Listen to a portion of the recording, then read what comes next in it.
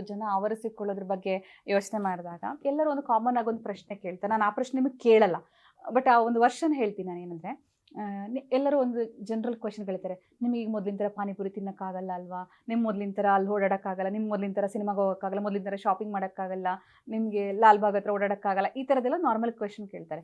But Shahrukh Khan ಅದಕ್ಕೊಂದು version ಕೊಡ್ತಾರೆ. ನಂಗೆ ಭಾಳ ಇಷ್ಟ ಆಗಿರೋ ವರ್ಷನ್ ಅದು. ನಿಮ್ಗೆ ಆ ಥರ ಆಗುತ್ತಾ ಅಂತ ಶಾರುಖ್ ಖಾನ್ ಕೇಳಿದಾಗ ಶಾರುಖ್ ಖಾನ್ ಹೇಳ್ತಾರೆ, ನನಗೆ ಆ ಥರ ಆಗಲ್ಲ, ಯಾಕಂದರೆ ನಾನು ಇವಾಗ ಏನು ಸ್ಟೇಟಸಲ್ಲಿದ್ದೀನಿ ಅದು ನಾನು ಬಯಸಿ ಬಂದಿರೋ ಸ್ಟೇಟಸ್ ಅದು. ಈ ಸ್ಟೇಟಸಲ್ಲಿ ಕೆಲವೊಂದೆಲ್ಲ ಆ ಕಡೆ ಈ ಕಡೆ ಆದರೂ ಕೂಡ ನಾನು ಅದನ್ನು ಕಾಂಪನ್ಸೇಟ್ ಮಾಡ್ಬೋದು. ಅಂದರೆ ಈಗ ನಂಗೆ ಪಾನಿಪುರಿ ತಿನ್ಬೇಕು, ನಾನು ತರಿಸ್ಕೊಂಡು ನಾನು ತಿನ್ಬೋದು, ನನಗೇನು ಅಲ್ಲೇ ಹೋಗಿ ತಿನ್ನಬೇಕು ಆ ಥರನೇ ಬೇಕು, ಅದನ್ನು ನಾನು ಮಿಸ್ ಮಾಡ್ಕೊಳ್ಳಲ್ಲ ಅಂತ ಹೇಳ್ತಾರೆ. So that is also one version ಅಲ್ವಾ. ಅಂದರೆ ನೀವು ಯಾವುದೋ ಒಂದು ಕನಸು ಕಂಡು ವಿಧಾನಸೌಧ ಮೆಟ್ಲು ಹತ್ತಿ ಸ್ಪೀಕರ್ ಆದಮೇಲೆ ಮತ್ತೆ ನಂಗೆ ಅದು ಬೇಕಿತ್ತು ಅಂತ ಹೇಳಿ ತಿರುಗೋದು ಕೊರಗ್ದಂಗೆ ಆಗುತ್ತಾ ಅಂತ ನಿಮ್ಮ ಒಪಿನಿಯನ್ ಏನು ಸರ್ ಇದರಲ್ಲಿ? ಖಂಡಿತ ನಮ್ಗೆ ಆಗ್ತದೆ. ನಾನು ಕೆಲವೊಮ್ಮೆ ಹೋಗ್ತೇನೆ, ನಾನು ಗೂಡಂಗಡಿ ಹೋಗಿ ತಿಂತೇನೆ, ಏನು ವೇಷ ಮಾಡಿಸ್ಕೊಳ್ಳೋದು, ಕೆಲವು ಸಿಂಪಲ್ ಆಗಿ ಹೋಗ್ತೇನೆ. ಇದರಲ್ಲಿ ಸಣ್ಣ ಸಣ್ಣ ಹೋಟೆಲ್ಗೆ ಹೋಗ್ತೇನೆ. ನನಗೆ ಏನಾದ್ರು ಇಚ್ಛೆ ಆದ ಚರ್ಮ ತಿನ್ಬೇಕಂತ ಹೇಳಿದ್ರೆ ಅಲ್ಲಿ ನಾನು ಹೋಗ್ತೇನೆ. ಮತ್ತು ನಾನೀಗ ಜಾತ್ರೆಗೆ ಹೋಗೋ ಅಲ್ಲಿ ಎಲ್ಲರಿಗೂ ಗೊತ್ತಿದೆ, ನಾನು ಹೋಗಿ ಬರುವಾಗ ನಮ್ಮ ಚರ್ಮ ಮಾಡುವ ಲಕ್ಷ್ಮಿ ಅಕ್ಕ ಮುಂದೆ ಬಂದು ಅದನ್ನು ಈಗ ಇಟ್ಕೊಳ್ತಾರೆ ನನಗೆ ಇದರಲ್ಲಿ. ಅವ್ರಿಗೆ ಚರ್ಮ ನನಗೆ ದೊಡ್ಡ ಕ್ರೇಜ್ ಆಯಿತು ಅದೆಲ್ಲ. ಯಾಕೆ ನಾನು MLA ಆ ಟೈಮಲ್ಲೆಲ್ಲ ನಾನು ಫಸ್ಟ್ ಎಲ್ಲಿ ಫಂಕ್ಷನ್ ಇಲ್ಲದ್ರೆ ಎಲ್ಲ ಹೋಗಿ ಇರುತ್ತೆ, ಈ ಗೂಡಂಗಡಿ ಹತ್ರ ಮಾತಾಡಿಕೊಂಡು ಹೋಗೋದು. ಸಣ್ಣ ಸಣ್ಣ ಮಿಠಾಯಿ ಇರ್ತಾರೆ ಮಾಡ್ತಾರೆ, ಅವತ್ತು ಏನು ಮಾಡಿ ಮನೆಗೆ ಮಾತಾಡಿಕೊಂಡು ಹೋಗಿ ಚರ್ಮುರಿ ಏನಾದರೂ ತಿಂದುಕೊಂಡು ನಾನು ಹೋಗುವಂಥದ್ದು. ಈಗಲೂ ಕೂಡ ಹಾಗೆ ರಿಟರ್ನ್ ಬರುವಾಗ ಅವ್ರ ಜೊತೆ ಎಲ್ಲ ಮಾತಾಡಿಕೊಂಡು ನಾನು ಈಗಲೂ ಕೂಡ ಬರ್ತೇನೆ. ಆ ಒಂದು ಆ ಒಂದು ವರ್ಗ ಇದೆ ಪಾಪ ಅವರಿಗೆ. ಎಲ್ಲಿಯಾದರೂ ಅಂಗಡಿ ಸ್ಟಾಲ್ ಆಗಬೇಕು, ನನಗೆ ಈಗ ಅವ್ರು ಫೋನ್ ಮಾಡ್ತಾರೆ, ನನಗೆ ಇಲ್ಲಿ ಆ ಸ್ಟಾಲ್ ಆಗ್ಲಿಕ್ಕೆ ಬಿಡೋದಿಲ್ಲ, ನಾನು ಅಲ್ಲಿ ನನಗೆ ಇಲ್ಲಿ ಮುಂದೆ ಕೊಡಿ, ಚಾನ್ಸ್ ಹಿಂದೆ ಕೊಡಿ ಅಂತ ಹೇಳಿ. ಸೊ ಅವ್ರ ಜೊತೆ ಕನೆಕ್ಟೆಡ್ ಇದ್ದೇವೆ, ಹಾಗೆ ನಿಮಗೆ ಫುಡ್ ಸಿಗ್ತಾ ಇರುತ್ತೆ. ಸೊ ಎರಡು ಒಟ್ಟಿಗೆ ಆಯಿತು ಅಂತ. ನೀವು ಸ್ಪೋರ್ಟ್ಸ್ ಬಗ್ಗೆ ಯಾವಾಗ ಹೇಳ್ತಾರೆ, ನಾನು ಸ್ಪೋರ್ಟ್ಸಲ್ಲಿ ಆ್ಯಕ್ಟಿವ್ ಇದ್ದೆ ಅಂತ. ಮೋಟಾರ್ ರೇಸಿಂಗಲ್ಲಿ ನೀವು ರಾಜ್ಯ ಮಟ್ಟದಲ್ಲೇ ನೀವು ಪ್ರಶಸ್ತಿನ ಪಡೆದಿರ್ತೀರಿ. ಬಹುಶಃ ಅದನ್ನು ಇನ್ನೂ ನೀವು ಹಾಗೆ ಫೋಕಸ್ ಮಾಡಿ ಮುಂದೆ ಹೋಗಿದ್ರೆ ನ್ಯಾಷನಲ್ ಲೆವೆಲಲ್ಲೂ ಕೂಡ ನೀವು ಆಡ್ತಿದ್ರೇನೋ. ಸೊ ಅದ್ರ ಬಗ್ಗೆ ಏನಾದರೂ ಹೇಳೋದಿದೆಯಾ? ಹೌದು, ನಾನು ಸ್ಕೂಲಲ್ಲಿ ಕಾಲೇಜಲ್ಲಿ ಬೇರೆ ಬೇರೆ ಸ್ಪೋರ್ಟ್ಸ್ ಇದರಲ್ಲಿದ್ದೆ. ನನಗೆ ಹೈಸ್ಕೂಲಲ್ಲಿ ಬಂದಾಗ ನನ್ನ ಏಜ್ ಆಗಲಿಲ್ಲ, 17. ಆಗ ನಮ್ಮಲ್ಲಿ ಮೋಟೋಕ್ರಾಸ್ ಆಗ್ತಾಯಿತ್ತು. ಆಗಲೇ ನನಗೆ ಇಂಟ್ರೆಸ್ಟ್ ಇದ್ದು ನಾನು ಇದರಲ್ಲಿ ಪಾರ್ಟಿಸಿಪೇಟ್ ಮಾಡಬೇಕಂತೇಳಿ. ಅದಕ್ಕಾಗಿ ನನಗೆ 18 ವರ್ಷ ಆದ ತಕ್ಷಣ ನಾನು ಅದಕ್ಕೆ ಬೇಕಾಗಿ ಲೈಸೆನ್ಸ್ ಮಾಡಿಸಿದೆ. ಹಾಗೆ ನೆಕ್ಸ್ಟ್ ನಾನು ಪಾರ್ಟಿಸಿಪೇಟ್ ಮಾಡಿದೆ. ಆಯ್ತು, ಮನೆಯಲ್ಲೆಲ್ಲ ವಿರುದ್ಧ, ಯಾಕೆ ಇದು 50 ಫೀಟ್ ಮೀಟ್ ಜಂಪ್ ಆಗ್ತದೆ, ಇದಾಗ್ತದೆ ಅಂತೇಳಿ ದೊಡ್ಡ ವಿಷಯ. ಬೆಂಗಳೂರು ಡೇಸ್ ಸಿನಿಮಾ ತರ ಇದೆ ನಿಮ್ಮ ಸ್ಟೋರಿ.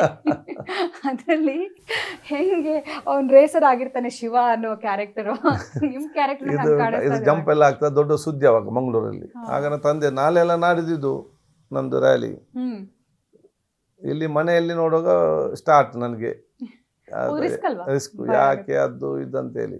ಅದೆಲ್ಲ ಒಂದು ದಿವಸ ಮುಂಚೆ ಇಡೀ ನಾನು ಪಲ್ಟಿಯಾಗಿದೆ, ಈಗ ಕಸ ಮಾರ್ಕ್ ಹೋಗಿದೆ. ಆಗ ನಾನು TVS ಅಲ್ಲಿದ್ದೆ, ಅದು ನಾವು ಟೇಬಲ್ ಟಾಪ್ ಜಂಪಲ್ಲಿ ಎತ್ತು 30 ಫೀಟ್ ಮೇಲೆ ಹೋಗೋದಂತೇಳಿ.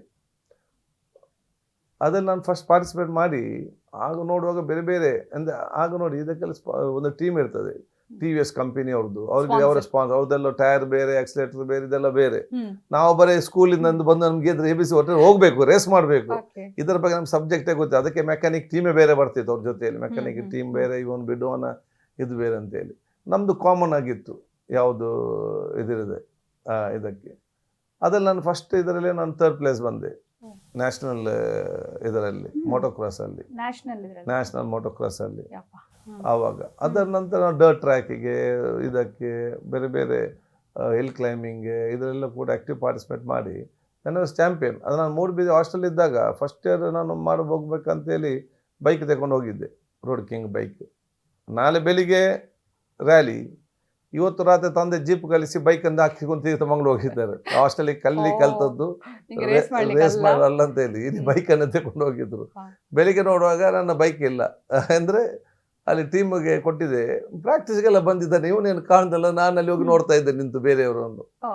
ನೆಕ್ಸ್ಟ್ ಇಯರ್ ನಾನು ಪಾರ್ಟಿಸಿಪೇಟ್ ಮಾಡಿದ್ದೆ ಇದರಲ್ಲಿ, ಮತ್ತು ನಾನು ನ್ಯಾಷನಲ್ ಚಾಂಪಿಯನ್ ಆದೆ ಇದರಲ್ಲಿ. ಅದೇ ನಮ್ಮ ಕಾಫಿ 500 TSD ರ್ಯಾಲಿಗೆಲ್ಲ ಹೋಗ್ತಿದ್ದೆ. TSD ಬೇರೆ, ಇದು ಬೇರೆ. TSDಯಲ್ಲಿ ನನ್ನ ನ್ಯಾವಿಗೇಟ್ ಅದು ಇಬ್ಬರು ಇದ್ದಾರೆ, ಅದಕ್ಕೆ ಟೈಮ್ ಸ್ಪೀಡ್ ಆ್ಯಂಡ್ ಡಿಸ್ಟೆನ್ಸ್ ಅಂತ. TSD 100 ಕಿಲೋಮೀಟರ್ಸ್, 200, 500, ಕಾಫಿ 500 ಅಂತಿತ್ತು, 500 ಕಿಲೋಮೀಟರ್ದು. ಅದರ ನನ್ನ ನ್ಯಾವಿಗೇಟರ್ ನಾನು ರೈಡರ್, ನನ್ನ ಹಿಂದೆ ಅವ್ನು ಹೇಳ್ತಾನೆ ಇಷ್ಟು ಸ್ಪೀಡಲ್ಲಿ ಹೋಗಬೇಕು, ಇಲ್ಲಿ ಟರ್ನ್ ಆಗಬೇಕು, ನಾವು ಅದಕ್ಕೆ ಅನುಗುಣವಾಗಿ ನಾವು ಹೋಗಬೇಕು. ಇದರಲ್ಲಿ ಅಲ್ಲಿ ಹೆಸರು ಬರೆಯೋದಿಲ್ಲ. 0 to 100 ಅಲ್ಲ, ಸ್ಪೀಡಿಗೆ ಹೇಳ್ತಾರೆ. 0 to 1 ಅಂದರೆ 1 ಕಿಲೋಮೀಟರ್. ಇದರಲ್ಲಿ 30 ಸೆಕೆಂಡ್ಸ್ ಅಲ್ಲಿ ಮುಟ್ಟುವೆ ಅಂದರೆ ನಾವು 120 ಸ್ಪೀಡಲ್ಲಿ ಹೋಗಬೇಕು. 16 to 2 ಅದನ್ನು ಡಿವೈಡ್ ಅವ್ನು ಹೇಳ್ತಾನೆ ಕ್ಯಾಲ್ಕುಲೇಷನ್ ಮಾಡಿ 60 ಕಿಲೋಮೀಟರ್ ಸ್ಪೀಡಲ್ಲಿ ಹೋಗಿ ಅಂತೇಳಿ, ಅಷ್ಟೇ ಹೋಗಬೇಕು. ಆಗ ಹೇಳ್ತಾನೆ 90ಗೆ ಹೋಗಿ ಅಥವಾ 30ಗೆ ಬನ್ನಿ ಅಂತೇಳಿ. So use A navigator. ನಾವು ಈಸ್ ದಿ ಇಂಟರ್ನ್ಯಾಷನಲ್ ರೈಡರ್. ಈಗ ನನ್ನ ಜೊತೆಯಲ್ಲಿ ಸ್ಟಾರ್ಟಿಂಗ್ ಅಲ್ಲಿ ನ್ಯಾವಿಗೇಟರ್ ಆಗಿದ್ದವರು. ಸೊ ಅದು ನನಗೆ ಬಹಳ ಇಂಟ್ರೆಸ್ಟ್ ಇತ್ತು. ಈಗ ನಿಮ್ಗೆ ಬೈಕ್ ಎಲ್ಲ ನೋಡಿದಾಗ ಅದು ಫೀಲ್ ಬೈಕ್ ನನಗೆ ಖುಷಿ ಆಗ್ತದೆ. ಮೊನ್ನೆ ಆಫ್ ರೋಡ್ ಬೈಕ್ ಜೀಪ್ ಅಲ್ಲಿ ಹೋಗಿದ್ದೆ ನಾನು. ಹೌದೌದು, ಅದು ಚೆನ್ನಾಗಿತ್ತು. ಮತ್ತೆ ಈಗ ಬೈಕ್ ವ್ಯತ್ಯಾಸ ಇದೆ. ಆಗ ಲೈಟ್ ಬೈಕ್, ಈಗ ಒಂದು ಬೈಕ್ ವೆಯ್ಟ್ ಬಹಳಷ್ಟು ಇದೆ. ಒಮ್ಮೆ ಕಾಲು ತಪ್ಪಿದ್ರೆ ಮತ್ತೆ ನಮಗೆ ಬ್ಯಾಲೆನ್ಸ್ ಸಿಕ್ಕುದಿಲ್ಲ. ಮತ್ತೆ ಜೀಪ್ ಕಾರ್ ಎಲ್ಲ ನಾವು ಅದರಲ್ಲಿ ಬೈಕ್ ಟ್ರೆಕ್ಕಿಂಗ್ ಈ ತರ ಎಲ್ಲ ಹೋಗ್ತೀರಾ ನೀವು? ಅಂದ್ರೆ ಲಾಂಗ್ ಡಿಸ್ಟೆನ್ಸ್ ಹೋಗ್ತೇನೆ, ಕಾರಲ್ಲಿ ಹೋಗ್ತೇನೆ. ಇಲ್ಲಿ ಕೆಲವೊಮ್ಮೆ ಬೆಂಗಳೂರು ನೈಟ್ ಹೋಗ್ತೇನೆ, ಒಂದು 11 ಗಂಟೆ 12 ಗಂಟೆಗೆ ಒಬ್ಬನೇ. ಹೌದಾ? ಇಡೀ ಬೆಂಗಳೂರು ಸುತ್ತಾಡಿಕೊಂಡು. ಆಗ ಕೇಳಿರೋ ಪ್ರಶ್ನೆಗೆ ಈಗ ಉತ್ತರ ಕೊಡ್ತಿದ್ದಾರೆ. ನೀವು ಒಬ್ರೇ ಏನ್ ಮಾಡ್ಬೇಕಂತ ಕೇಳಿದೆ. ಕೆಲವೊಮ್ಮೆ ಇಡೀ ನಾನು ಆಕ್ಚುಲಿ ಬೆಂಗಳೂರು ನಮಗೆ ಸರಿ ಚಿತ್ರಣ ಸಿಗ್ತಾ ಇರಲಿಲ್ಲ, ಎಲ್ಲಿಂದ ಹೋಗಿ ಎಲ್ಲಿಂದ ಬೇಲ ಅಂತ ಹೇಳಿ. ಒಂದು ದಿವಸ ಅದು 11 ಗಂಟೆಗೆ ಸೀದಾ ಕಾರ್ ತೆಕ್ಕೊಂಡು ಇಡೀ ಸ್ಟ್ರೈಟ್ ಸರ್ಜಾಪುರ ಹೋಗಿ ಹೀಗೆ ಹೋಗಿ ತಿರ್ಗಾ ರೋಡ್ ಮಿಸ್ ಆಗಿ ಹಾಗೆ ಹೀಗೆ ಬಂದೆ. ಮೇಲೆ ಟಿನ್ ಫ್ಯಾಕ್ಟ್ರಿ ಆಗಿ ನಿಮ್ಮ ಫ್ರೇಸರ್ ಟೌನ್ ಆಗಿ ಈ ಕಡೆ ಬಂದು ಹುಟ್ಟಿದೆ. ಆಗ ಈ ಬೆಂಗಳೂರಿನ ಚಿತ್ರ ಒಂದು ಪ್ಲಾನ್ ಈ ರೀತಿ ಅಂತ ಆಯಿತು. ನನಗೂ ಕೂಡ ಒಂದು ಡ್ರೈವಿಂಗ್ ಥರ ಇತ್ತು. ಮತ್ತೆ ನಾನು ಡ್ರೈವಿಂಗ್ ಮಾಡಲೇ ಇಲ್ಲದಿದ್ದರೆ ನಾನು ನಂಗೆ ಮರ್ತ ಹೋಗ್ತೇನೆ ಡ್ರೈವಿಂಗ್. ನಾವು ಊರಲ್ಲಿ ಡ್ರೈವಿಂಗ್ ಮಾಡೋದು ಕಡಿಮೆ. ಮಿನಿಸ್ಟರ್ ಇದ್ದಾಗ ನಾನೇ ಮಾಡ್ತಿದ್ದೆ, MLA ಇದ್ದಾಗ ನಾನು ಮಾಡ್ತಿದ್ದೆ. ಈಗ ಸ್ಪೀಕರ್ ಇದ್ದಾಗ ಮಾಡಲಿಲ್ಲ. ಮತ್ತು ನಾನು ಕೆಲವೊಮ್ಮೆ ನಾನು ಡ್ರೈವ್ ಮಾಡದಿದ್ರೆ ನಮಗೆ ಕೆಲವು ಮರ್ತು ಹೋಗ್ತಿದೆ ಈಗಿನ ಸಿಸ್ಟಮ್ ಇದರಲ್ಲಿ ಎಲ್ಲ ಕೂಡ. ಸರ್ ಏನ್ ಸರ್ ಇದು ಸ್ಟೋರಿ? ನಾನು ಕೇಳಿದ್ಮೇಲೆ ನಾನು ಒಂದೊಂದು ಫ್ರೇಮ್ ಯೋಚನೆ ಮಾಡ್ತಿದ್ದೀನಿ. ಅಂದ್ರೆ ಸುಮ್ಮನೆ ಹೇಳ್ತೀನಿ, ಒಂದು ಬಾಲ್ಯದಲ್ಲಿ ಹುಡುಗಾಟ ಮಾಡ್ತಾ ಮಾವಿನ ಮರಕ್ಕೆ ಕಲ್ಲೆಸಿತ ಬುಗುರಿ ಹಣ್ಣು ಹೆಕ್ತಾ ಇದ್ದ ಒಂದು ಕ್ಯೂಟ್ ಪುಟಾಣಿ ಖಾದರ್ ಅವರಿಂದ ಹಿಡಿದು ಕಾಲೇಜಲ್ಲಿ ಅಗ್ರೆಸಿವ್ ಲೀಡರ್ ಆಗಿ ಗ್ಯಾಂಗ್ ಲೀಡರ್ ತರ ಇದು ಮಾಡಿ ಎಲ್ಲರನ್ನು ರಾಜಸಂಧಾನ ಮಾಡಿಕೊಂಡು ಒಂದು ಎಲೆಕ್ಷನ್ ಅಲ್ಲಿ ಅಲ್ಲಿ ನಿಂತು ಒಂದು ನಾಯಕತ್ವದ ಗುಣ ಎಲ್ಲ ಇಟ್ಕೊಂಡಿರುವಂತ ಒಂದು ಯಂಗ್ ಹೀರೋ ಬಿಸಿ ರಕ್ತದ ಯುವಕ ಖಾದರ್. ಆಮೇಲೆ ಮೋಟಾರ್ ರೇಸಿಂಗ್ ಅಲ್ಲಿ ನ್ಯಾಷನಲ್ ಚಾಂಪಿಯನ್ ಆಗಿ ಆ ಒಂದು ಕದರೇ ಬೇರೆ. ಒಂದು ಸಿನಿಮಾ ಹೀರೋಗೆ ಏನೇನು ಬೇಕು ಕ್ಯಾರೆಕ್ಟರ್ಸ್ ಅಷ್ಟು ನಿಮ್ ಲೈಫಲ್ಲಿ ಬಂದಿದೆ ಅಂತ ಅನ್ಸುತ್ತೆ. ಈಗ ನಾನು ನಿಜವಾಗ್ಲೂ ನಂಬಲ್ಲ ಸರ್, ನಿಮ್ಗೆ ಯಾರೋ ಹುಡುಗಿರ್ ಬಿದ್ದಿಲ್ಲ ಅಥವಾ ನಿಮ್ಮನ್ನ ಯಾರೋ ಪ್ರೀತಿ ಮಾಡಿಲ್ಲ ಅಥವಾ ಒಂದು ಪ್ರೇಮದ ಕಥೆ ಇಲ್ಲ, ನಾ ಖಂಡಿತವಾಗ್ಲೂ ನಂಬಲ್ಲ. ಬಟ್ ಸರ್ ಯಾಕೋ ಹೇಳಕ್ ಇಷ್ಟಪಡ್ತಿಲ್ಲ ಅಂತ ನಂಗೆ ಅನ್ನಿಸ್ತಾ ಇದೆ ಅಷ್ಟೇ. ಬಿಟ್ರೆ ಚಾನ್ಸ್ ಇಲ್ಲ ಸರ್ ಇದು. ಹಾಗಲ್ಲ, ಬಹಳಷ್ಟು ನಮ್ಗೆ ಮಿತ್ರ ಇದ್ರು, ವೆಲ್ ವಿಶರ್ಸ್ ಇದ್ರು, ನಮ್ಗೆ ನೋಟ್ಸ್ ಎಲ್ಲ ಬರೆದು ಕೊಡ್ತಾ ಇದ್ರು. ಪೊಲಿಟಿಕಲ್ ಸ್ಟೇಟ್ಮೆಂಟ್ಸ್ ಅಲ್ಲಲ್ಲ ಇದರಲ್ಲಿ ಇಲ್ಲ ಅಂತಲೇ ಇಲ್ಲ ಅಂತ ಹಾಗೇನಲ್ಲ. ಇದರಲ್ಲಿ ಕೆಲವೊಂದು ವಿಚಾರಗಳು ಘಟನೆಗಳು ಇಲ್ಲ ಅಂತಲ್ಲ ಇದಕ್ಕೆ ಈಗ ಬಂತು. ಅಲ್ಲಲ್ಲ ನಾನು ಹೇಳುವಂಥದ್ದು. ಆದ್ರೆ ಯಾವುದು ಕೂಡ ಅದೊಂದು ವ್ಯಾಪ್ತಿಯಲ್ಲಿತ್ತು. ಮತ್ತೆ ನಮ್ಗೆ ಗೊತ್ತಿತ್ತು ಇದು ಮನೆಯಲ್ಲಿ ಆರೋಗ್ಯಕರ ವ್ಯಾಪ್ತಿಯಲ್ಲಿ ಮನೆಯಲ್ಲಿ ಆಗುವಂತ ವಿಚಾರ ಅಲ್ಲ ಅಂತ ಹೇಳಿ ಸ್ಪಷ್ಟವಾಗಿ ನಾವು ಕೂಡ ಮೆಸೇಜ್ ಅನ್ನು ಕೊಟ್ಟಿದ್ದೆವು. ಗೊತ್ತಾಯ್ತು. ಅಂದ್ರೆ ಸಂಪ್ರದಾಯಸ್ಥ ಕುಟುಂಬದಿಂದ ನೀವು ಬಂದಿದ್ದಕ್ಕೆ ಒಂದು ಪ್ರೆಷರ್ ಇತ್ತು ನಿಮ್ಗೆ. ಸೊ ಅದ್ರ ಇತಿಮಿತಿಯಲ್ಲೇ ನೀವು ಇದ್ರಿ ಯಾವಾಗ. ಬಟ್ ಅಮೇಜಿಂಗ್ ಸರ್ ನಿಮ್ ಲೈಫ್ ಜರ್ನಿ.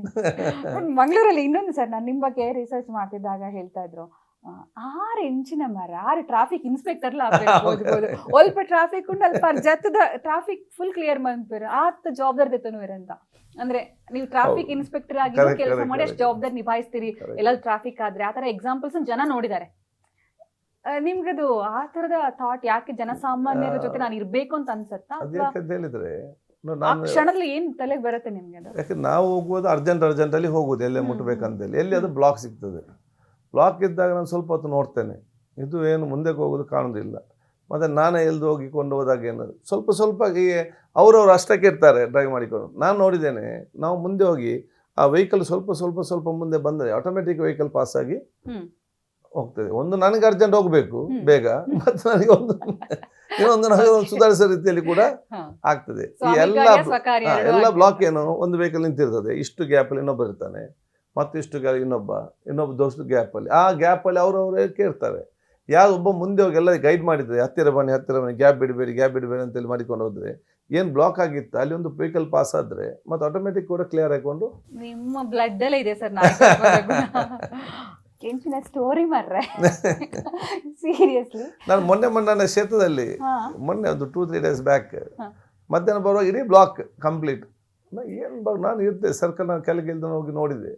ನೋಡುವಾಗ ಅವನು ಬೆಳಿಗ್ಗೆ ಇದಕ್ಕೆ ಹೈವೇಯಲ್ಲಿ ಅಡ್ವರ್ಟೈಸ್ಮೆಂಟ್ ಮಾಡಲಿಕ್ಕೆ ಇಡೀ ಕಂಬ ಹಾಕಿಕೊಂಡು ಇವನು ಮಾಡ್ತಿದ್ದಾನೆ. ನಾನು ಇನ್ಸ್ಪೆಕ್ಟರ್ ಜಾಬ್ ಮಾಡಿದೆ, ತಲೆಗೆ ಇದನ್ನು ನಿಮಗೆ ನೈಟ್ ಮಾಡಿಸ್ಲಿಕ್ಕೆ ಆಗುದಿಲ್ಲ, ರಾತ್ರಿ ಮತ್ತೆ ಇಮೇಲೆ ತೆಗೆದು ಬಿಟ್ರು.